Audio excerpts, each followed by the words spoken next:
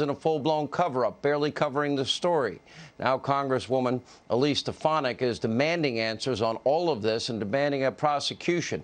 Congresswoman, thank you for being with us. It's sad. I mean, maybe as many as 15,000 families have impacted here. I watched the governor. At one point, he had an 87% approval, lashing out at Donald Trump, who built the hospitals, manned the hospitals, converted the hospitals, provided all the mask, shields, gloves, and everything else, and sent the Navy ship. Those beds remained empty, and they went into nursing homes, blaming the nursing homes for wanting money. A lot of excuse-making here.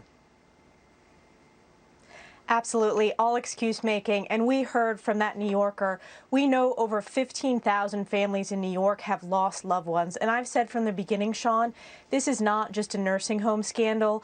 This is a corruption scandal at the highest levels of government in New York State. And the bombshell report this week is that the senior aide to the governor, the secretary to the governor, knowingly withheld and obstructed justice and was going to not provide information not only to the public, but to the Department of Justice. That is a federal crime.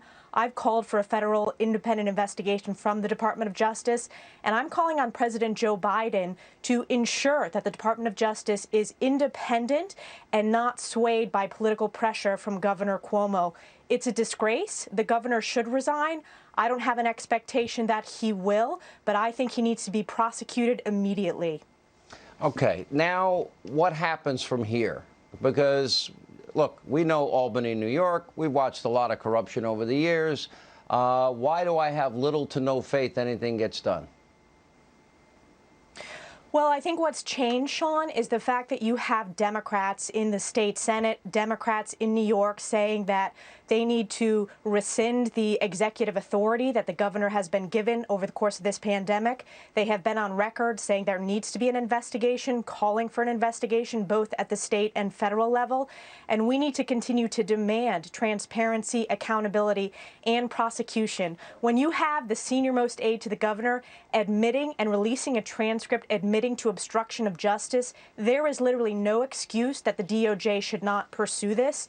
Every American deserves these answers so that we can make sure this never happens again and the governor is held accountable. If you want to join this effort to prosecute the governor, sign up at cuomocorruption.com.